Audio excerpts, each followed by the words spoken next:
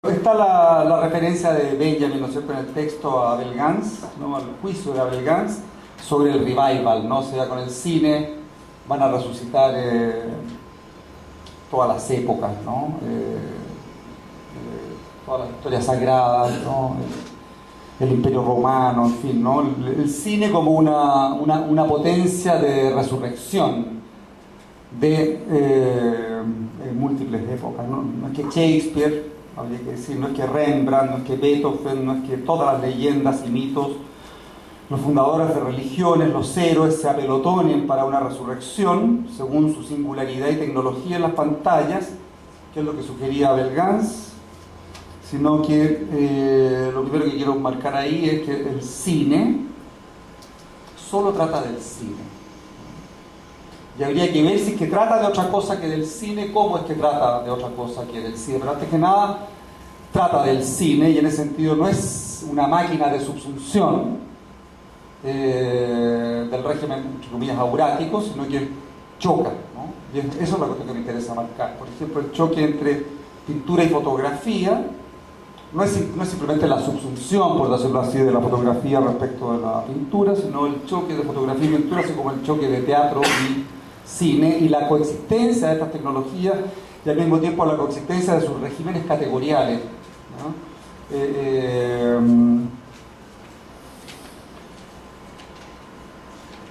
¿Por qué digo eso? Principalmente porque la cuestión del fascismo que tocaba, por ejemplo, que tocaba desde el inicio ya, ¿no es cierto?, el texto de Rodrigo, creo que se juega en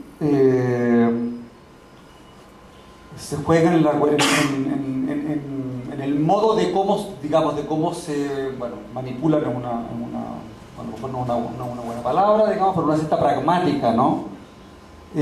O performática de la instalación de los modos de producción, ¿no?, o de los regímenes de producción,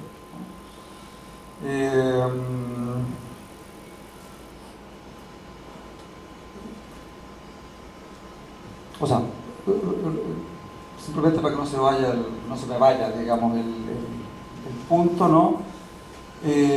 No leer, digamos, estoy tratando de leer la reproductibilidad técnica entonces como un elemento, ¿no?, en cruce, en choque con otros regímenes de producción. Por lo tanto, toda lectura un poco a la heideggeriana, pero un poco acierto, digamos, al modo como Heidegger lee el nihilismo de la metatécnica, ¿no? Y las lecturas benjaminianas que de algún modo se pueden hacer influidos por esa lectura, digamos, ¿no?, de la metatécnica, que todo lo subsume y agosta, ¿no? Principalmente en algunos textos de Heidegger, como la superación de la metafísica o sobre la cuestión del límite, ¿no?, sobre la línea.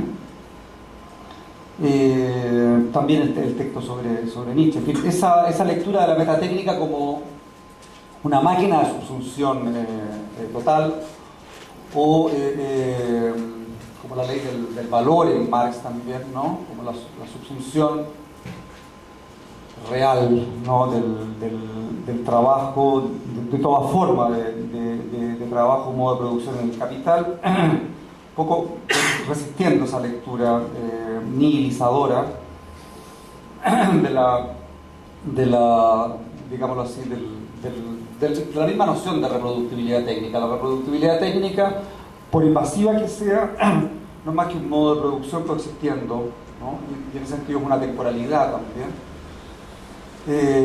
coexistiendo con otras temporalidades, lo cual toca la noción de actualidad, ¿no? O sea, la actualidad como heterocronismo, ¿no?, como policronismo, como politecnia, ¿no?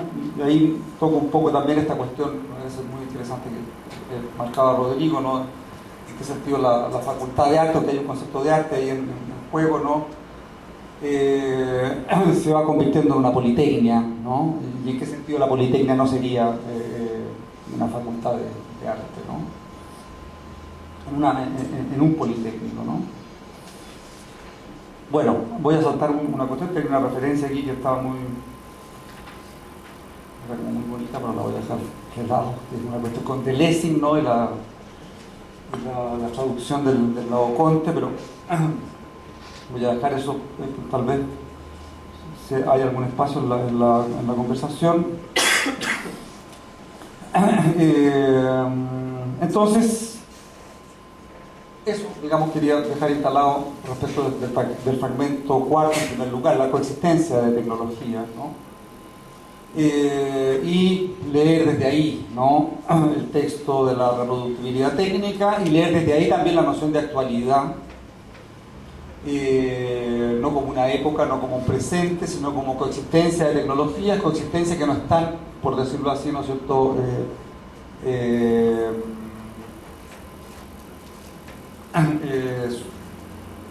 sustentadas en un trascendental o en una tela de base, ¿no?, sino que son los fragmentos mismos en cruce, digamos, en choque, lo que constituiría esta actualidad policrónica o heterocrónica.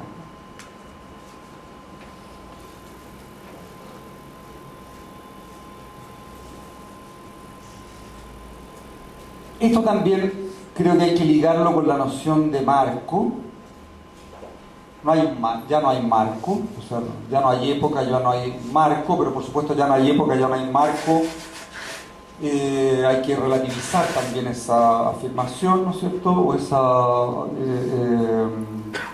no se trata de la aniquilación absoluta del marco, ya no hay trascendental, sino regímenes en fricción y efectos de trascendentalidad, ¿no?, o efectos de marco.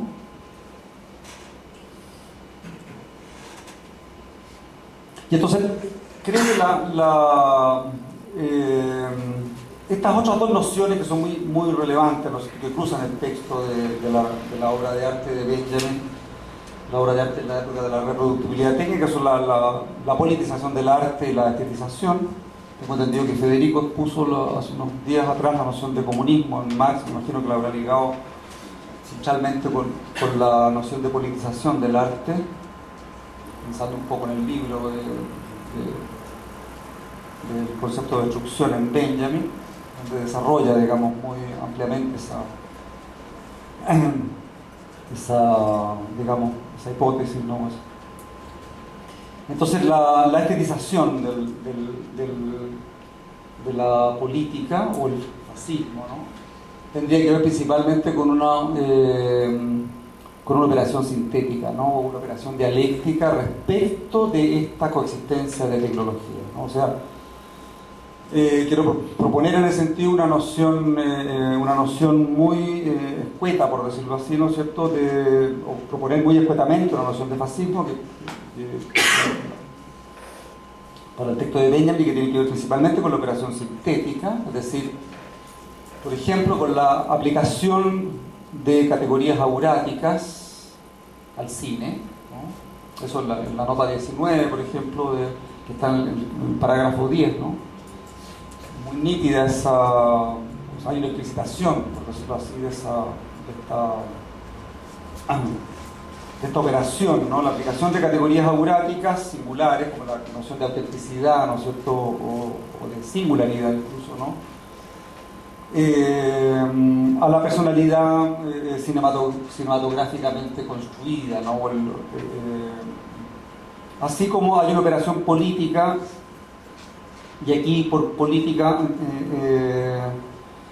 se entendería entonces justamente la interrupción de la síntesis en el fragmento 6, ¿no?, donde trata la cuestión de la fotografía en el ritual funerario, ¿no? O sea, la fotografía en el ritual funerario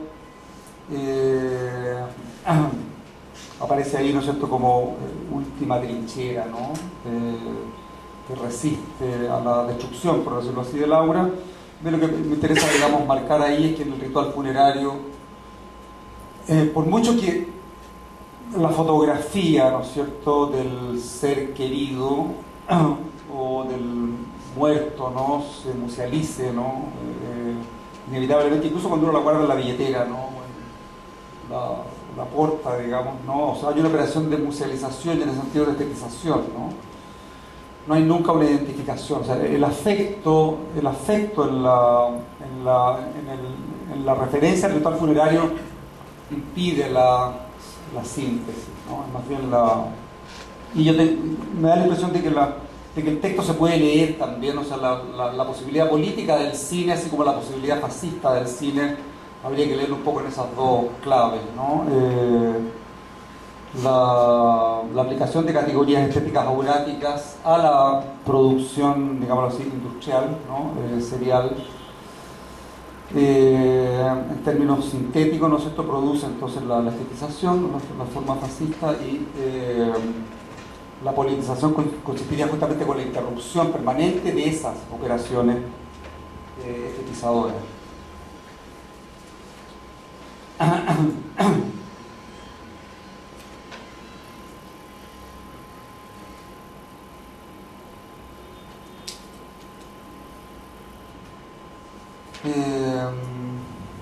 Quería leer un trozo, entonces solamente voy a leer un textito muy corto, ¿no?, que trata de esto, y bueno, para no terminar así tan seco, voy a leer un breve pasaje, ¿no?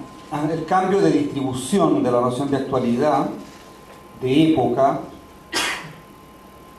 que el fragmento cuarto nos propone, causa estragos análogos a los que sufriría un museo o un cementerio al cual le robaran no las obras, no los cadáveres, ni las tumbas, ni los ataúdes, sino los ángulos y marcos de contención. Esa es una cita de Verdad y Pintura de Derrida, ¿no? Y con ello ahí. La apertura, el mosaico, el patchwork sin contención, el todo abierto, como aparece por ejemplo en Deleuze, constituye una provocación para cualquier perspectiva que pretenda instalarse como metaprincipio de organización, metalugar o centro de jerarquización performativa de los cánones, como nihil general de contención. La apertura actual, la actualidad, predispone un intercambio sin contención, sin un nomos de la tierra, y en este sentido sin un nomos también del arte. La noción de actualidad, de apertura, no remite a un más allá, a un metá, a un sustrato, un hipokeimenon, por detrás de los elementos o de los regímenes, tampoco a una mediación general que, acogiendo ilimitadamente la multiplicidad jalonada, los contuviera, un catejón. La actualidad no trasciende un ápice sus elementos, sin regirse por ninguno, en particular se despliega según las turbaciones y agitaciones, las paraxías, in situ. El Frankenstein de Mary Shelley puede servir de diagrama aquí. Su cuerpo no es anterior a los trozos que lo componen, tampoco una síntesis posterior. Frankenstein se disemina en la multiplicidad de injertos policrónicos en que se activa. Su anhelo burgués de familia, de totalidad y representación, forma parte de esa diseminación, de esas carnes que desobran en cada fragmento la totalidad y la totalidad del fragmento. Esa multiplicidad no debe entenderse como multiplicidad de trozos provenientes de cuerpos originales, sino como multiplicidad cuyos cuerpos de proveniencia son a su vez como el cuerpo de Frankenstein, collage, y tiene la cita, la traducción como escena primordial. El plano de actualidad no es un presente, ni siquiera un tiempo.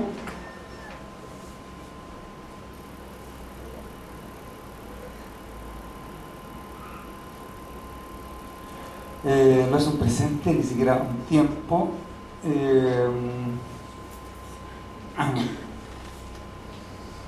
Constituye una constelación policrónica en la que cualquier presente se vuelve intempestivo, un mosaico, un caleidoscopio de tiempos diferidos, recíprocamente del tiempo y obsolescentes entre sí, como las constelaciones que no son anteriores, ni posteriores, ni simultáneas a las partículas o estrellas que las conforman.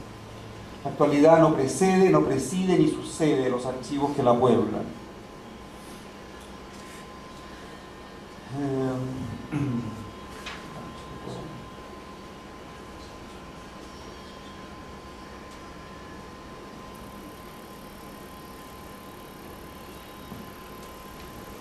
Bueno, una última cosa que tiene que ver con una, bueno, con esta misma noción de politización del arte, referido al texto del autor como productor, del 36, es de la misma época de la obra de arte. Benjamin ahí expone, yo creo, las exigencias. Bueno, está exponiendo las exigencias que Brecht le hace, ¿no es cierto?, al actor, al autor, al productor, al escritor, en cualquier ámbito que sea, ¿no?, de su actividad, de su praxis, las exigencias políticas, ¿no?, de su praxis, ¿no? Algo así como definiendo las exigencias políticas. Yo creo que esas exigencias políticas son las exigencias políticas de un digamos, en un contexto o en una actualidad como la que estoy tratando de proponer. O sea, cómo definir algo así como las